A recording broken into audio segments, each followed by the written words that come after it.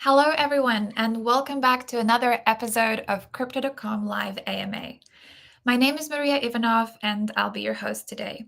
In this episode, we'll be joined by Marc, Director of Pyth Data Association, to discuss the fascinating ecosystem of Pyth Network. Pyth Network is an Oracle solution that aggregates price data directly from exchanges, market makers, and trading firms. It delivers real-time market data for crypto, equities, FX, and commodities to over 50 blockchains. The Pyth network sources its data from more than 90 first-party data providers, including some of the biggest exchanges and market makers. Thank you for joining us today, Marc. Welcome. Thank you very much for having me. Before we get started, we'd love to hear your story. Can you tell us a little bit more about your background and the journey that led you to Pyth? Definitely. So my name is Marc. I'm French. I live in Europe now. Um, I am 27 years old. I discovered crypto 5 years ago, pretty much, and very much love the whole um, decentralized aspect of it, like removing a bit the centralization from banks, governments, etc. And from like just discovering and liking the idea, I just started reading as much as I could on like all type of DeFi apps, whether it's ball lending, perpetual, and seeing all these possibility to do pretty much all things finance directly on chain without an intermediary. Like I love this part, and luckily I ended up meeting Mike Cahill almost 4 years ago as the Pyth network was getting launched. And so I've been working for the Peace Data Association for three 3 years, 3.5 years now. Day to day, I mostly focus on the DeFi BD, let's say. But and for the story, my previous job was in the medical industry in Hong Kong, so quite the leap from medical to DeFi. Amazing. We've got lots of questions today, so let's get straight into it. Starting with the fundamentals, can you tell our audience about Pyth, the origins, and what are the key differentiators from other oracles? Definitely. You already did a wonderful intro, perfectly laid out all the, let's say, piece story, piece description. So I'll just TLDR it. At its core, Pyth is a blockchain oracle specialized in price feeds. We have about 500 price feeds available permissionlessly for 50 blockchains.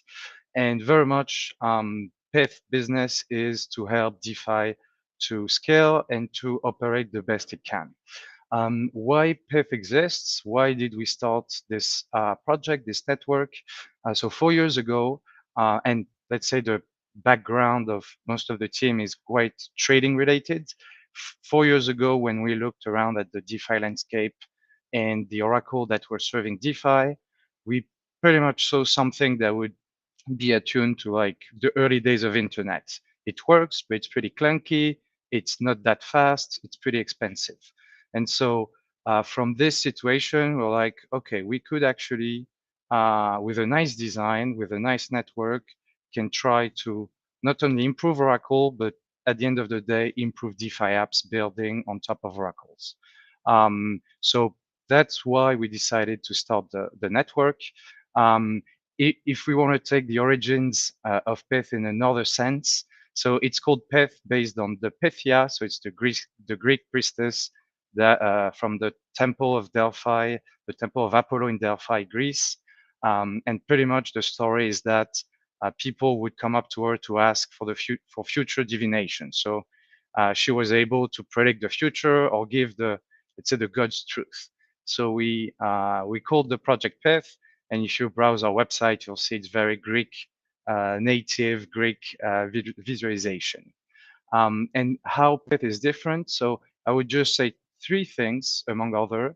So we understood day one that the supply side, so where is the data coming from, was something Oracle, existing Oracle back in the day, kind of didn't spend enough time on it. And so our idea was to get where the data was created or where are the data owners and attract them to contribute the data. At Pyth, we do not want people to just scrap internet data. We want very much like private or proprietary data because this is usually where the best data is. The second side is on the demand side. So Pyth works as an on-demand oracle, meaning that the oracle doesn't push price updates to blockchains at a regular pace, but rather enable anyone to do it at any time. So this enables to have access to a bigger catalog, get update more frequently, and above all, and what I like the most is the whole permissionless nature of it. No legal contract, nothing, just read the code and start doing price requests. And the last one, which is pretty recent, is that now the network is fully governed by the Pyth token holder. So we have the Pyth DAO, so the community of Pyth takers that are now in charge of the network, its future, its growth, and etc.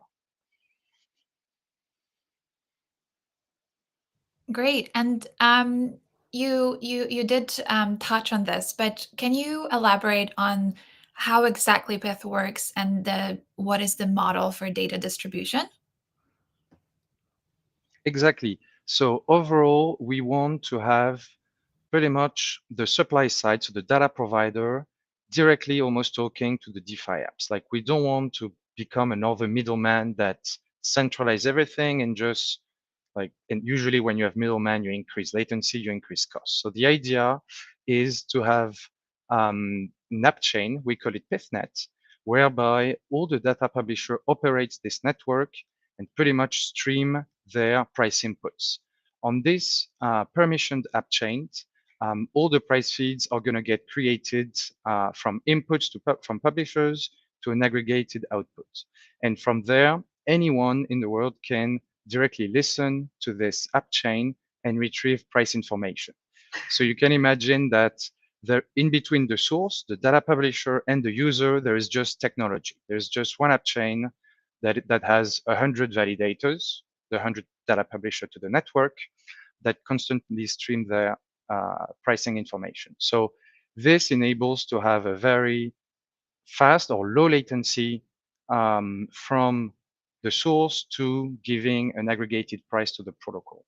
And this app chain, for your reference, has or managed to produce 3 blocks per second. So meaning that the piece price feed update 3 times per second. And so this is faster than most of the existing blockchain. So technically, on any blockchain you are on, as a DeFi app, I could request new price updates for every single block. And when I request a price update on chain, the user will have to do a transaction to fetch from off-chain this price, verify it on chain, and then use it. So it's a very streamlined design where from the source, within a second, you get an aggregated price, and then it's kind of like a buffet for the users. You stand up, you go pick whatever you want, you bring it back to your table, and you consume it. Um, and can you explain further the difference between push and pull based oracles to the audience? Definitely. So push oracle by the and without going too much into the semantics, but technically a pull oracle can be a push, but customized. So by push oracle, we mean that usually the oracle will be in charge to push a price update, let's say ETH, USD to Ethereum or to Chronos or to any chain based on a set of rules. You have, like, for example, and let's take the Ethereum case because it's going to be the most flagrant, but if a push oracle wanted to do price updates on Ethereum every minute or every X% price deviation, it has to pay the gas fees to send this price on chain so that end users can then use it. So this is great for end user, for application, because they don't have to do anything. So practically speaking, it's very nice, but then you kind of trust that this Oracle network will actually push this data on chain. So this push oracle already introduced some kind of centralization aspect because you rely on the oracle doing its job, putting that data on chain for you. The second problem of push oracle is that given that the oracle has to bear the cost to send those prices on chain, it has to like decide on Should I do more price update, but then my costs gonna balloon? And if my cost increase, I'll need to charge more to the application. So this push oracle design kind of brings scalability issues. You have today 1,000 or even more, let's say 5,000 crypto existing, let's say. If a user wanted all 5,000 prices on Ethereum layer one, it would cost millions and millions per day. And pretty much apps have to then convince the push oracle to, can you please start pushing price update for this asset on this new chain? So push oracle, it's how, let's say, the first wave of DeFi was built. And it was great to start on. And more recently, so Pyth and another oracle came 2 years ago with the idea of pool oracle. And pool oracle, as I mentioned before, um, these type of oracle never push on your chain the price for you, but rather enable you to at any time fetch a price and send it on your chain to then use it. And with this design, that this is why actually Pyth is on about 55 blockchains today, because we just need, or the smart contract oracle just needs to get deployed on a chain, and then it's up to the user to do the price update, the transaction, etc. So there is little infra needed for the Pyth network for pool oracles, and also meaning there is no gas cost, like the operational cost of a pool oracle are very low because the gas cost to do those on-chain price updates is going to be paid either by the application or the end users. And also this means that with this pool oracle, you can have a permissionless model. As someone like, and for a push oracle, when you push a price on chain, it then becomes publicly available. Everyone can read it for free. So push oracle also have a problem of how do you monetize your design. Pool oracle, actually, so first you don't have these gas costs, but on top of it, when someone does a price update, you can actually charge a fee. So in addition to the scalability of pool oracles, you can actually have an embedded revenue system into it.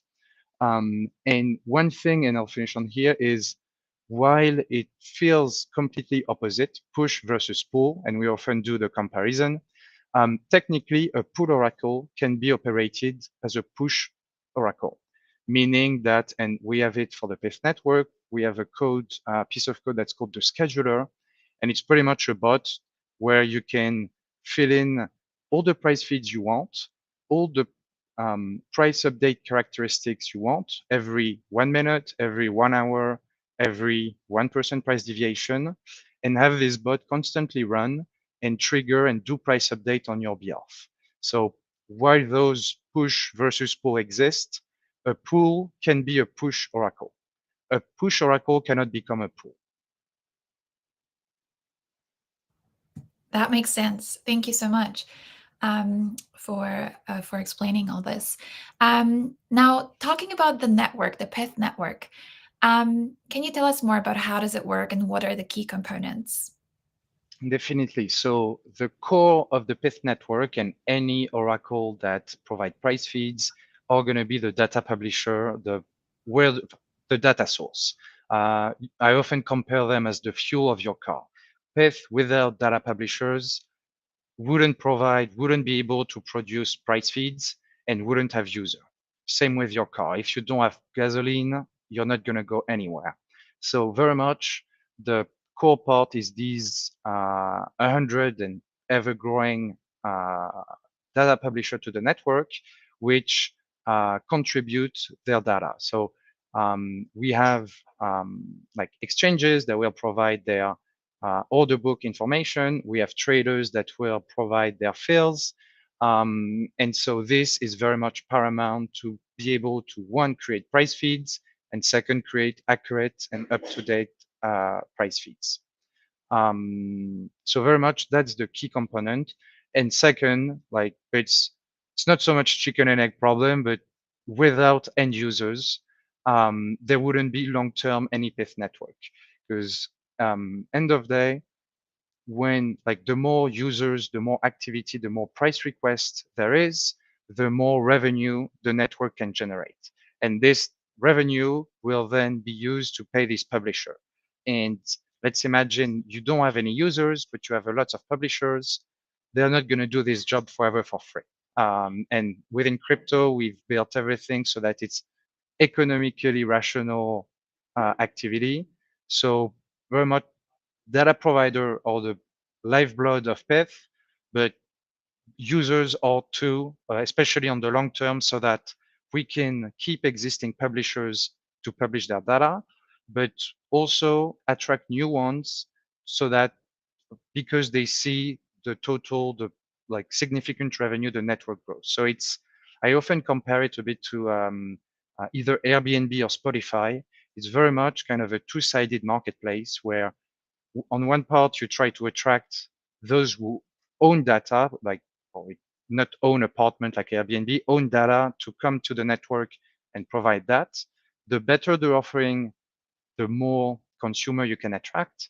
And on the other side would be those Airbnb renters or those Spotify listeners that just subscribe to a service, pay for that service because it provides them value. So you mentioned the key stakeholders and their roles, and some rewarding mechanisms. Can you elaborate on the different rewards that are available for the network participants? Definitely. So, as mentioned, whenever there is a requested price update, the end user is going to pay not only the gas cost to use that price plus a piece fee. This piece fee gets accumulated into the smart contract on any of these 55 blockchain, which in turn is owned by the Pyth DAO. So very much the idea today for the Pyth network is to grow um, as much as possible on the requested price update side. And if we start doing naive math, we can imagine today there's about 5 million price requests per day. Currently, the network charges only one way per price update, pretty much dust. The increase of fee is going to be decided by the Pyth DAO. But as mentioned, given we're in growth phase, the idea is not to maximize revenue today, but over the long term. And so, for example, we do 5 million price delivery per day, goals to arrive at 100 million per day. And after you can imagine that what if we charge the network charge 1 cent per price update?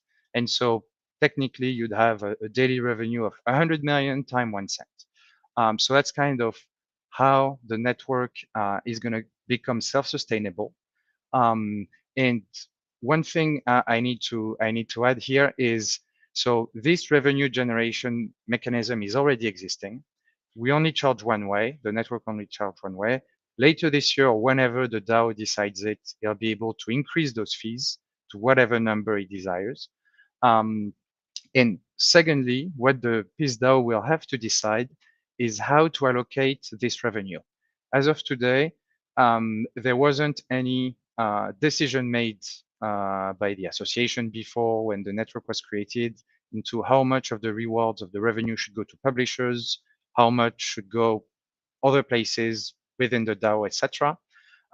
So today it's more still accumulation phase, not yet distribution, but overall, like as mentioned before, without this data publisher, there wouldn't be a network, there wouldn't be end users. So you can imagine that most of the revenue should then get funneled back to publishers, but then after it's very much up to the DAO, up to the community of peace takers. But until, let's say, the network is fully self-sustainable with this model, and you can read more into in our tokenomics page in the docs, but we have a segment allocated as publisher rewards in Peace token for data publishers to keep them to have them incentivized to publish the best data and the most data possible. And you can imagine that any new network, you kind of have this bootstrap phase where um, what you give in incentives, let's say over 3 years, the idea is to go from high to low so that at some point you just have the actual native revenue, native yield that is enough to sustain the network. And on the topic of data, I saw that Pyth can also provide data on prices of commodities and stocks like Amazon, Apple, Tesla. So, how are you expanding beyond the crypto ecosystem? Yes, and this is a great question, and this is one thing we have identified early in the early days of the Pyth network is crypto data is still mostly free. 99% of crypto data, you can find it. I mean, I can connect to Binance API, CoinGecko, any exchange. I think the only exchange where you cannot get all the data for free is Coinbase. So within the crypto world, we are pretty lucky that most of the data is freely accessible and almost instantaneous. I think this is mostly because the industry is pretty young, um, because what we see outside of crypto in traditional markets, it's the exact opposite. All the data and all the good data is behind the wall. Like for example, equities, if you want to access like the live price of Apple stock, either you need a Bloomberg terminal or you're going to need a direct connection to the CME, which might cost a few millions per year. And so the where we found, I think, a big discovery from our perspective is we understood that trading firms, traders, actually own their trades, own their fields. And when we understood that, we actually then identified who are the biggest traders in the world. Jane Street, Virtue, DRW Cumberland, Jump Trading. All these guys trade thousands of stocks every millisecond on like those 13 US exchanges. And so pretty much we understood that if we manage to get enough of these trading firms to contribute pricing information to the network, we would actually be able to provide an alternative live price for stocks. And also, why did these trading firms kind of decided to go on with this project is because, as I mentioned, they need to pay millions and millions of dollars per year to exchanges and other services to get access to data.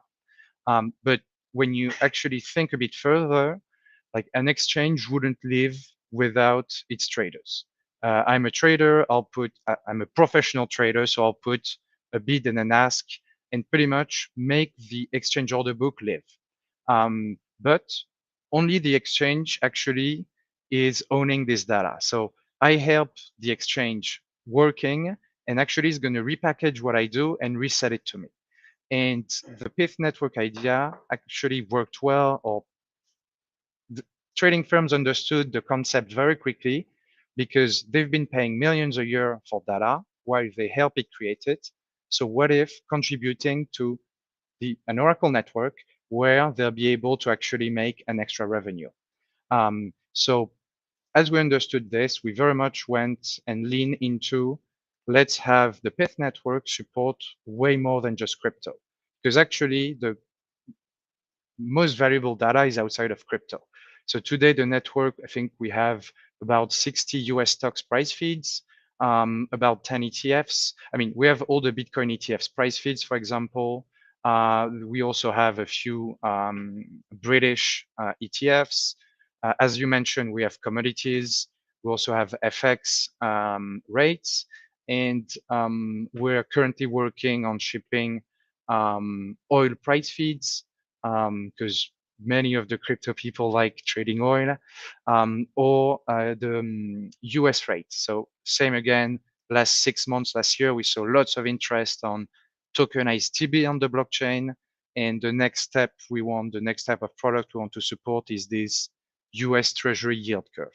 So very much the idea of Pyth is long-term cover any type of financial asset, whether it's crypto, traditional finance, or anything else on the side. That's great.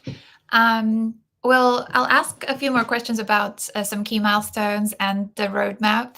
But before I do, I wanted to quickly touch on the tokenomics and the Pyth token.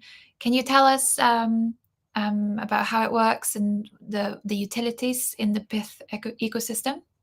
Yes, definitely. So the Pyth token is a governance token for the Pyth network.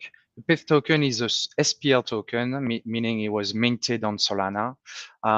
We decided to go this way because the, let's say, first version of Pyth were created on Solana, despite being now available on 55 chains and having most of the activity on outside of Solana.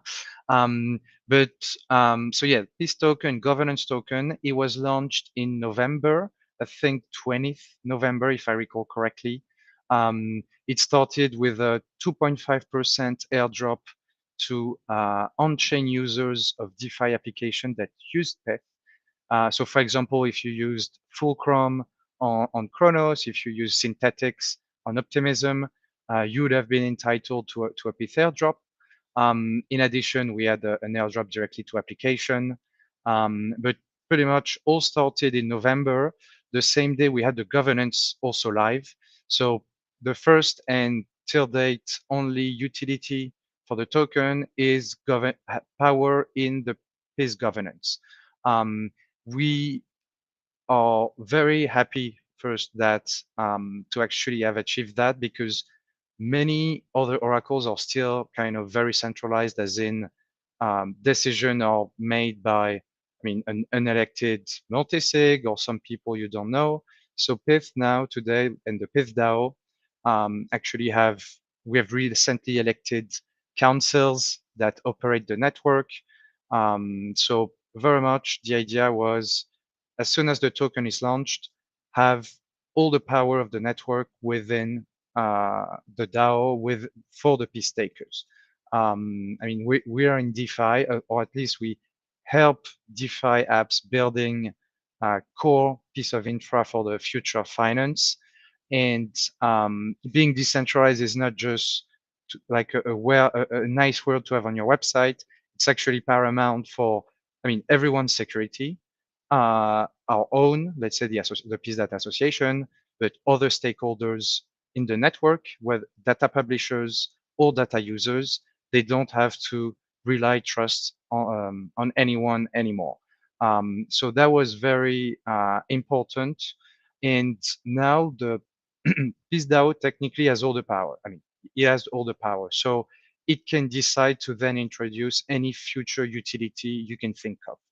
Um, if you would want to have data publisher to stake token as they publish data, so that if they start doing or behaving badly, you could slash them. Technically possible, has to be decided by the DAO. So very much now we have the, let's say, the core layer set, and now it's very much up to the community to decide about any future utility for the token. And you talked about staking Pyth tokens. Can the general retail users stake Pyth as well? Yes, definitely.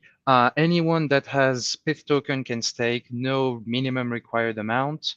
And maybe I'll mention a few stats. So I think a month post-launch, we had about 10,000 stakers in the Pyth governance. And with all the staking frenzy mania that happened in the past quarter, we've seen this number grow 20x. And so I think 2-3 weeks ago, we had up to 200K distinct wallets taking Pyth. And I think if I'll go top of mind, but I think we have about 1.5 or 1.3 billion Pyth tokens staked currently in governance. And till date, we must have had about 5 or 6 governance proposal plus 2 elections. And anyone that stakes can definitely and should definitely vote on these because like you do all the work to stake. It would be a loss if you don't actually spend a bit more time try to vote on proposal. But yeah, anyone, whether it's a data publisher, a data user, or just like you and me, community, we can stake and we can vote on governance proposal. And in terms of the voting, is that the inaugural Pythian Council? And can you maybe elaborate about the relation between the Pyth DAO and the council, to kind of wrap on how the governance works for the community? Definitely. So in November, staking, the governance staking was launched technically, so people could stake.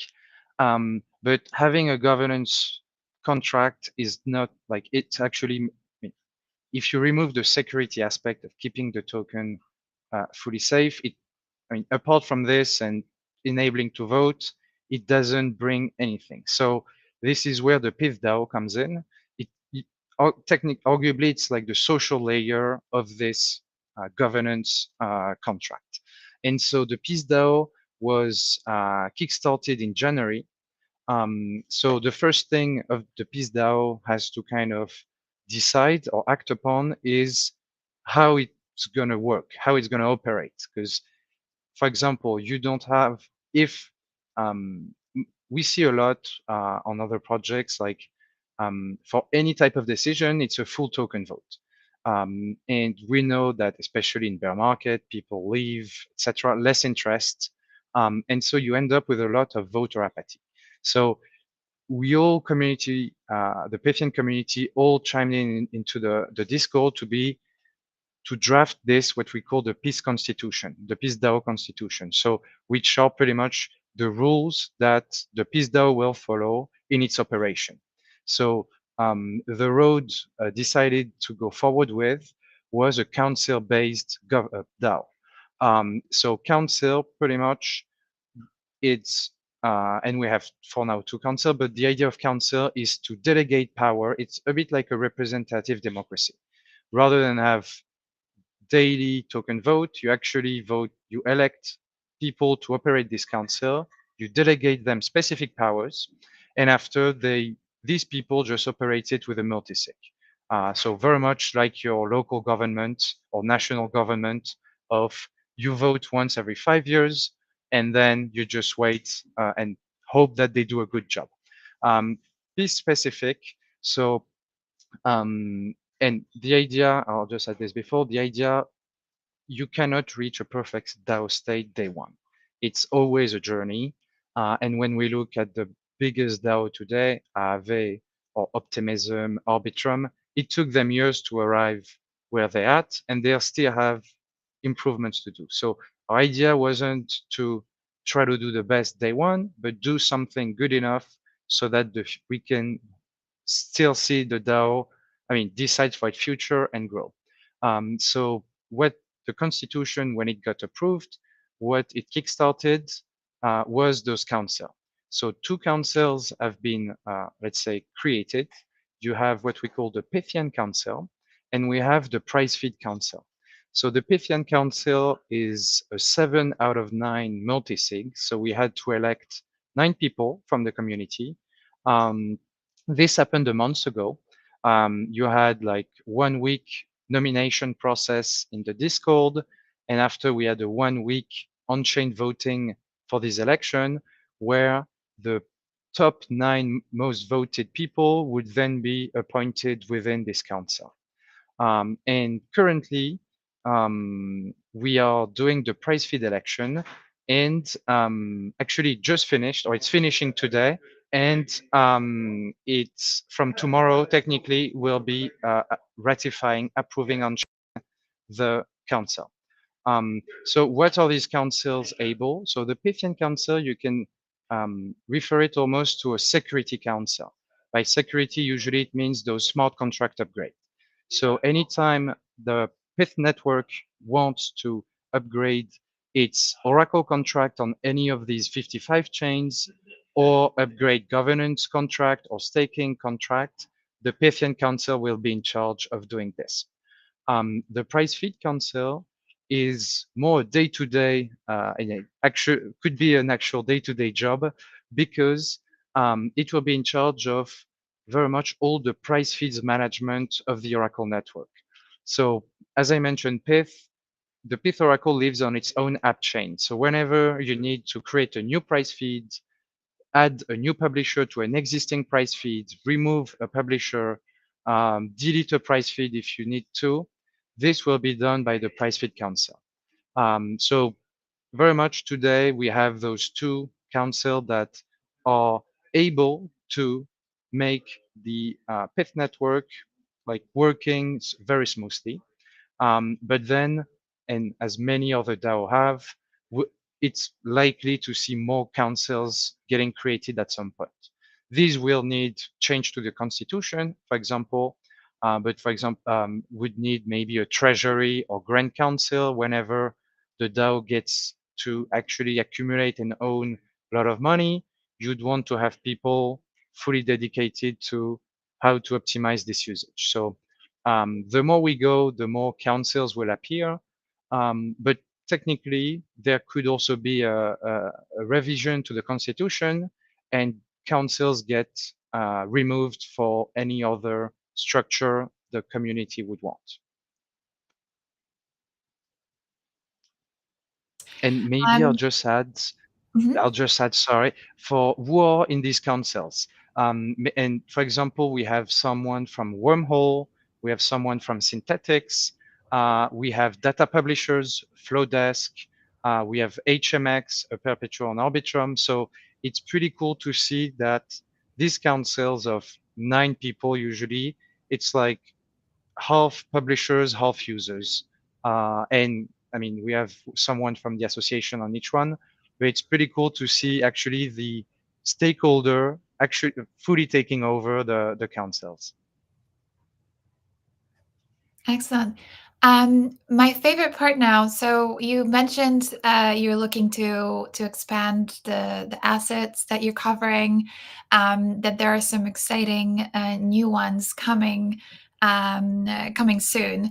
Can you share any exclusive announcements with us today? Any key milestones that we should pay attention to that you've got in your pipeline for this year?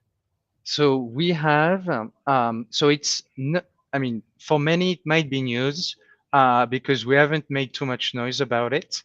But this year, you'll see a new type of product, or at least a new vertical the Pyth network will tackle on. It's on-chain randomness. Everyone must know that Chainlink VRF is pretty much the go-to product for anything that is GameFi or NFTs, like to ensure that all are randomly generated, or anything like on-chain casino or whatever that might need some randomness. So end of last year, so in 3 months ago, we actually released what we call Pyth Entropy, which is on-chain randomness protocol. It's already live on about 10 chains with a few users, but it's still very new and we're still iterating on this new product. So throughout the year, you should see more of outside of DeFi. Until now, if you were following Pyth, it was DeFi, DeFi, DeFi. Towards the end of the year, I hope that we have balanced with non-DeFi. But another thing that is coming soon, and we'll look to announce it, I mean, pretty soon, hopefully, is um, kind of a variation of the price feeds.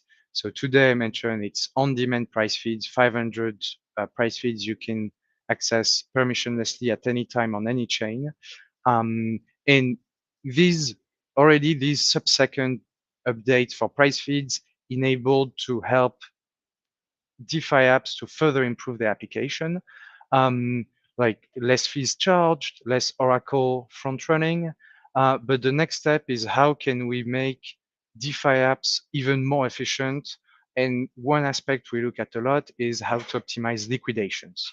And just for the attendants to know, if you like Aave, Venus, or even maybe Tectonic on Chronos, usually when a liquidation happens, the protocol ends up paying, let's say, in between 5 and 10% as liquidation rewards for the liquidator.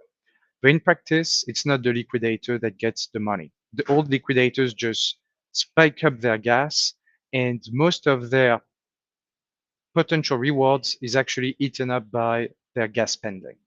And our idea and the hope we have for this year is what if we could have a protocol that would actually remove the block builder from the equation, and so that you'd have the liquidators actually competing against one another to then reduce that rewards given out by the protocol. And so instead of paying 10% of rewards, a protocol could just pay 1%. And these percent wise, it doesn't, like, you might wonder, yeah, it's just a few bucks. But just one liquidation, like if you recall the BNB bridge hack, the hacker actually took a 250 million position on Venus with the collateral he stole. And 250 million position to liquidate means $25 million out of the protocol's pocket. What if this new protocol would actually enable Venus to not pay 25 million, but 1 million? Here, saving 24 million on a single position. So that's where our eyes are at. But we still have some work to do, and we'll have a proper some official announcement in the future. Awesome. That's very exciting. And we'll definitely look out for news on your channels. Last question from me today is what's the ultimate end game, ultimate goal of Pyth's vision? Can you share before we wrap up today? I would imagine, or at least this is how we imagined it early on, is this data marketplace. Like having very much, and like a decentralized, even like a decentralized marketplace where very much the idea is like having data publisher, having existing trading firms, existing exchange, seeing this Oracle network as a potential way to further generate revenue, further distribute data. And so, and on the other side, have these DeFi, it's will still be mainly DeFi driven apps kind of signaling interest so that it brings very much that's like virtuous cycle of demand. You have native demand, you then have the supply come to meet that demand. So very much, I think technically speaking, we've kind of arrived at the, let's say, not end game, but technically everything is set up. So now it's very much just keep growing that from 100 publisher to 500, 1,000. For example, like we have, and I mentioned 60 US stocks. What if the network would actually start supporting all the equities market in the world, all the currencies, all the commodities? So it's more like arriving at this stage where like almost have this Bloomberg coverage like, and then that technically gets permissionally accessible on any blockchain. So I think it's on the supply side, yeah, keeps like never ending growing. And on the demand side, be on all the blockchain possible because we never know who's going to win. And we don't want to pick winners and anyone shouldn't pick winners, but just enable people. So very much it's this self-sustainable data marketplace that will just act rationally, as in if you don't pay publishers, you don't have any, and ideally have this wholly decentralized. After, we'll see if the Pyth DAO wants to start engaging in, let's say, other vertical.